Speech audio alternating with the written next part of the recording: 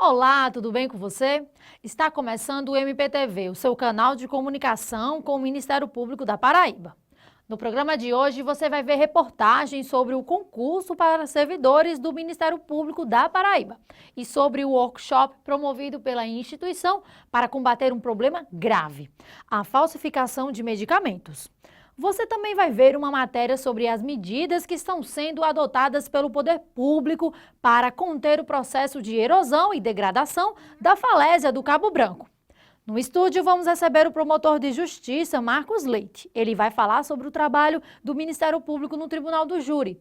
Fique com a gente, o MPTV está no ar.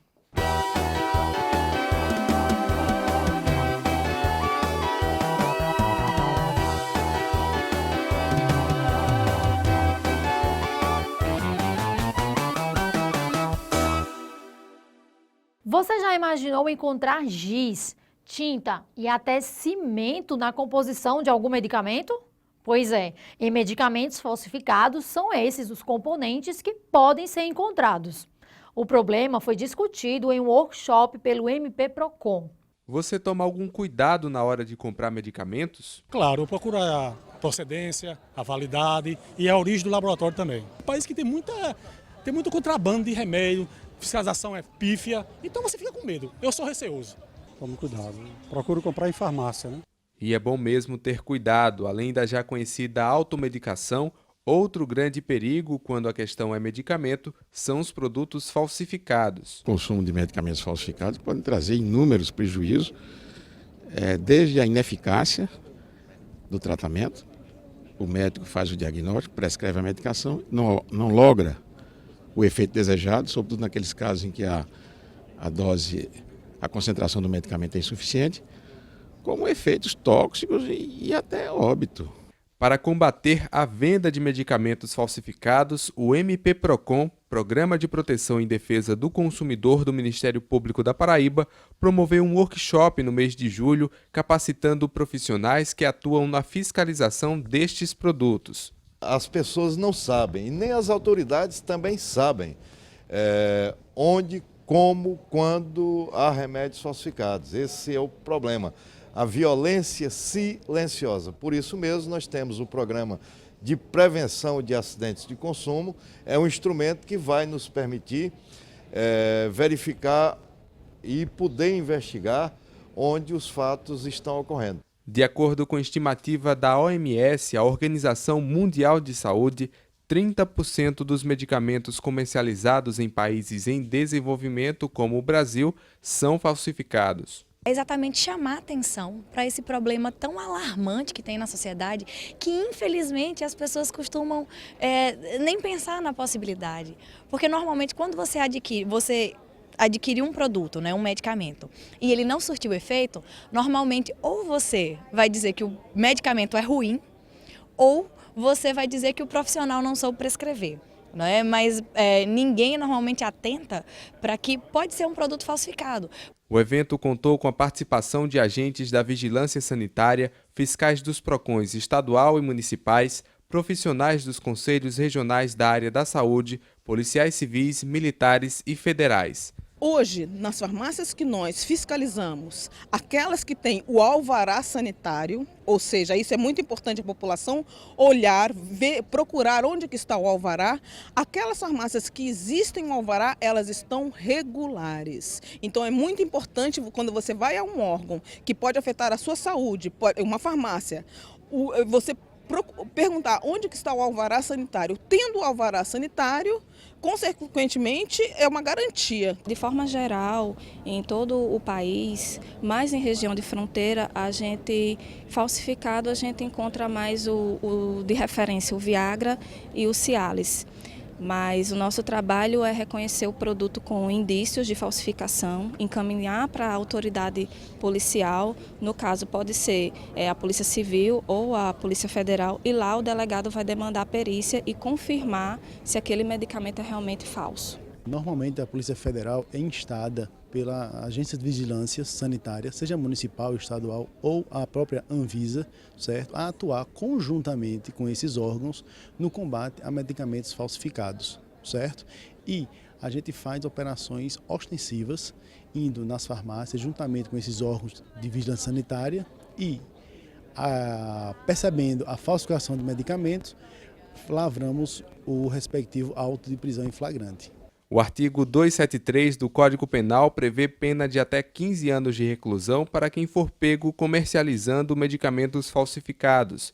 Além de realizar o workshop, o MP-PROCON e outros órgãos de fiscalização expediram no último dia 24 de julho a recomendação número 4/2015, alertando as farmácias e demais estabelecimentos sobre a proibição do comércio e distribuição de 58 medicamentos que colocam em risco a saúde do consumidor. Para ver a lista com os nomes, laboratórios e lote dos medicamentos proibidos pela Anvisa, acesse o site do Ministério Público da Paraíba, www.mppb.mp.br, clique no ícone MP-PROCON e do lado direito do mouse em Recomendações.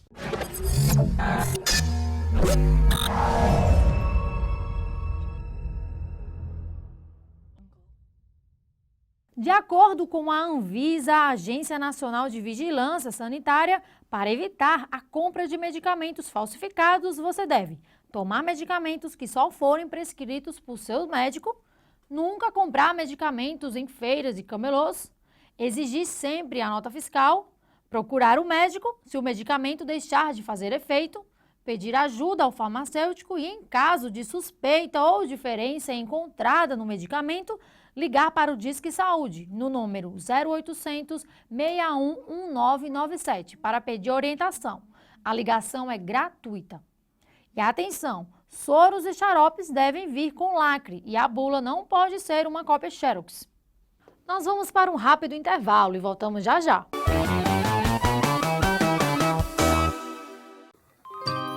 Essa é a nossa história. São lugares e monumentos para serem admirados. Vamos defender nosso patrimônio e manter essa memória viva. Essa é a nossa cidade. São praias e espaços verdes para curtir a natureza. Com a Câmara Municipal, vamos cuidar e preservar nossas belas paisagens. Se João Pessoa é o seu lugar, junte-se a nós. E vamos espalhar cuidados por aí. João Pessoa é o nosso lugar e a gente cuida.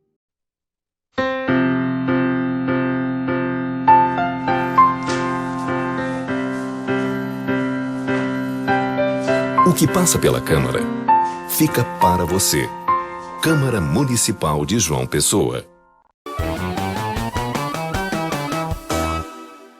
No último dia 19 de julho, foi aplicada a prova do concurso para servidores do Ministério Público da Paraíba, um dos mais concorridos dos últimos anos em todo o Nordeste. É o que você confere agora. Chegar cedo. Essa foi uma das regras adotadas por grande parte dos candidatos ao concurso do Ministério Público da Paraíba. Pela manhã, 1h30 antes do início do concurso, a movimentação já era intensa nos locais de prova. Com bastante tempo para esperar, muitos aproveitaram para revisar o conteúdo, olhar as últimas anotações e conferir na lista se aquele era realmente o seu local de prova. A movimentação intensa no trânsito nem parecia ser de uma manhã de domingo.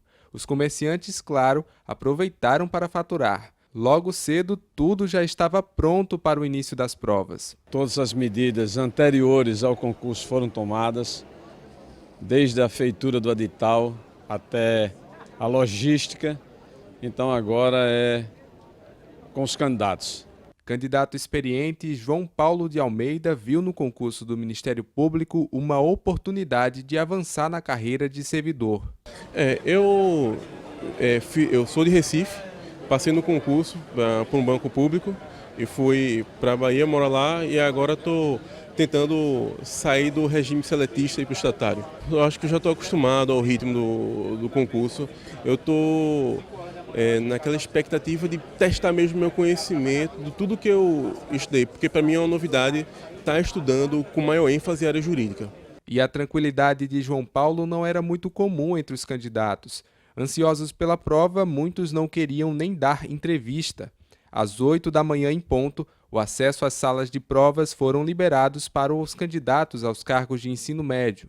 Cartazes sinalizavam onde estava cada sala. Na hora da prova não tinha mais jeito, não entrava mais ninguém.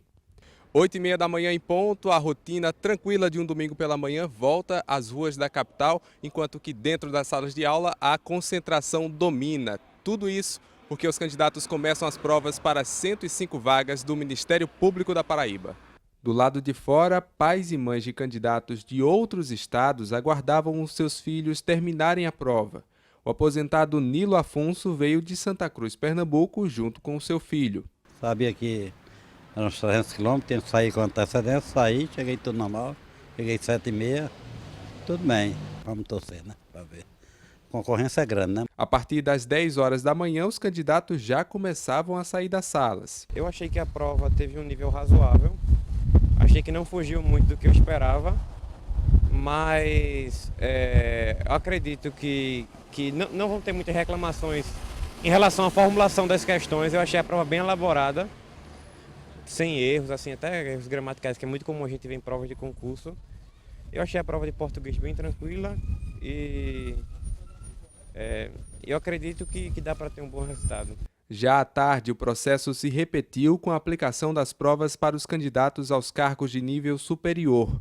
De acordo com a Fundação Carlos Chagas, o concurso para servidor do Ministério Público da Paraíba teve uma abstenção de 27,94% dos candidatos. A realização é a mais positiva possível. Nós fizemos um certame que envolveu 49.400 candidatos, um recorde no Norte e Nordeste. A Fundação Carlos Chagas, que foi a realizadora do concurso, juntamente com a comissão, né? E para que tenhamos todos uma ideia da grandiosidade do concurso, João Pessoa, a rede hoteleira, não comportou todos os inscritos, tanto que tivemos que pulverizar entre Campina Grande, Cabedelo e João Pessoa os locais de prova. Sem nenhum incidente, isso é importante que se frise, né? E também não houve, em absoluto, nenhum mandado de segurança, o que também podemos dizer que é um fato inédito no que diz respeito, no que concerne à realização de concursos públicos. O concurso do Ministério Público da Paraíba está disponibilizando 105 vagas para cargos de nível técnico ministerial, nível médio, e analista ministerial, nível superior. As remunerações variam de R$ 3.300 a R$ 4.900. O concurso também servirá para a formação de cadastro de reserva e tem validade de 2 anos, com lotação para todo o estado da Paraíba. O resultado final do concurso está previsto para o dia 27 de agosto. Um dos cartões postais da Paraíba é a falésia do Cabo Branco. O problema é que o processo de erosão dessa barreira vem se intensificando ao longo dos anos. O assunto foi discutido em audiência pública promovida pela primeira Promotoria de Justiça do Meio Ambiente da capital. Um dos locais de visitação preferido pelos turistas, a Barreira Cabo Branco é localizada no extremo oriental das Américas. A cada ano, a barreira vai se desgastando através de um processo natural de erosão, mas que vem preocupando a população e autoridades. Todo esse desgaste já provocou interdição de rua, limite no local de visitação e já ameaça o farol, que é um dos cartões postais de João Pessoa. Para discutir ações de contenção da barreira, a primeira Promotoria do Meio Ambiente e Patrimônio Social promoveu uma audiência pública no auditório da Procuradoria-Geral de Justiça no último dia 27 de julho. A ação contou com a presença de representantes do Ministério Público Federal, SUDEMA, Prefeitura de João Pessoa, vereadores, professores da Universidade Federal da Paraíba e representantes de grupos que acompanham questões relacionadas ao meio ambiente. Na audiência foi apresentado o projeto executivo encomendado pela Prefeitura de João Pessoa para a contenção da erosão na falésia. O objetivo é cumprir princípios constitucionais, respeitar princípios constitucionais. Um deles é da transparência. Todas as ações ou políticas públicas devem ser discutidas com a população. Um outro é garantir a participação popular, outro princípio constitucional. Um terceiro é fazer o controle das políticas públicas que tenham algum impacto sobre o meio ambiente, especialmente um bem que é patrimônio histórico, ambiental, ecológico, turístico da Paraíba, que é o Farol de Cabo Branco. Uma das medidas adotadas na audiência foi a recomendação para que o IBAMA participe do processo de licenciamento juntamente com a SUDEMA, já que o projeto conta com intervenções marinhas, área de responsabilidade do IBAMA. A SUDEMA já declarou e, inclusive, encaminhou o projeto para o IBAMA, porque trata-se de uma obra marinha, vai ser construída a 300 metros da costa. É uma obra nitidamente marinha e a responsabilidade legal do licenciamento é do IBAMA. A SUDEMA não se furta de uma vez ouvida, opinar e emitir algum conceito. Mas a sociedade enriqueceu o debate. Agora a universidade, a academia está aí. Aqui estão expoentes da ciência de João Pessoa e estão debatendo, foi um debate muito rico, levantando-se as questões pontuais e prevalentes no projeto para que a gente adote ainda mais cautela no que vai fazer. Outra recomendação feita durante a audiência foi para que a Prefeitura de João Pessoa não realize nenhuma obra prevista no projeto executivo de pavimentação, drenagem e contenção da barreira. O projeto atual é um projeto completo, onde antes tinha apenas 2 quebra-mares e agora são 8 quebra-mares. Tem a questão da engorda de praia e também a questão do enrocamento, que cobre toda a área envolvida nas intervenções. A Prefeitura continua aguardando exatamente as análises da Caixa Econômica, do IBAMA e da SUDEMA, para tão logo esses órgãos se pronunciem, a Prefeitura iniciar o processo licitatório, de acordo com as recomendações desses órgãos. O grupo Amigos da Barreira, formado por profissionais de diversas áreas com o objetivo de discutir e estimular ações para a preservação da barreira do Cabo Branco, também esteve presente na audiência.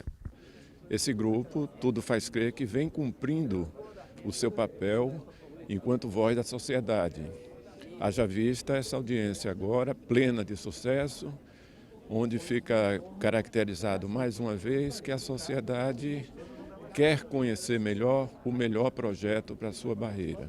Falta tudo a fazer, né? Eu não identifico nada que tenha sido feito que não corresponda a um pingo d'água no oceano. A sociedade quer estar junto da Prefeitura, de qualquer que seja a administração, para a gente somar e ter uma João Pessoa mais fácil da gente entregar aos nossos filhos. No próximo bloco, não perca a entrevista com o promotor de justiça, Marcos Leite. Ele vai falar sobre o trabalho do Ministério Público no Tribunal do Júri. Com quantas ideias se faz uma cidade melhor? Quando suas ideias passam pela Câmara Municipal, o benefício é de toda a população. Conheça, sugira, discuta. Depois do voto, sua participação é sua força para melhorar a vida da nossa cidade. Câmara Municipal. João Pessoa é melhor com a participação de todos. Essa é a nossa história. São lugares e monumentos para serem admirados. Vamos defender nosso patrimônio e manter essa memória viva. Essa é a nossa cidade. São praias e espaços verdes para curtir a natureza. Com a Câmara Municipal, vamos cuidar e preservar nossas belas paisagens. Se João Pessoa é o seu lugar, junte-se a nós. E vamos espalhar cuidados por aí. João Pessoa é o nosso lugar e a gente cuida. Nesta edição, o MPTV vai discutir a atuação do Ministério Público no Tribunal do Júri. Para falar sobre esse assunto, recebemos o promotor de justiça, Marcos Leite, que atua no Tribunal de Júri de Campina Grande. Promotor, seja muito bem-vindo ao nosso estúdio. Muito obrigado. Promotor, gostaria de dar início à nossa entrevista perguntando quais são os crimes de competência do Tribunal do Júri. Os crimes da competência do Tribunal do Júri são os crimes dolosos contra a vida, consumados e tentados. Por que o crime de latrocínio, que é o roubo seguido de morte, não é julgado por esse tribunal? Porque no crime de latrocínio, o crime finalista não é o homicídio, e sim o roubo. Então, o homicídio é só o crime meio. De acordo com a Constituição Federal e leis orgânicas, o Ministério Público é titular da ação penal pública. Qual a diferença da atuação ministerial na ação dos crimes de competência do Tribunal do Júri? Na verdade, não existe diferença. O Ministério Público, ele atua na ação penal da competência do juízo singular, também como titular da ação penal. E no Tribunal do Júri não é diferente, ele atua. Só que o júri tem a complexidade, porque, como disse, julga os crimes dolosos contra a vida, é julgado pela sociedade, e a atuação do Ministério Público é uma atuação em duas fases, a fase da instrução e a fase do plenário. Promotor, embora o Ministério Público seja o acusador oficial, quais são as hipóteses em que pode pedir a absolvição do réu? Nas hipóteses em que a prova ela é precária, ela não traz subsídio para pedir a condenação, porque não ficou devidamente demonstrada a autoria na pessoa do réu, ou quando o réu agiu protegido por alguma causa excludente da ilicitude, como, por exemplo, a legítima defesa.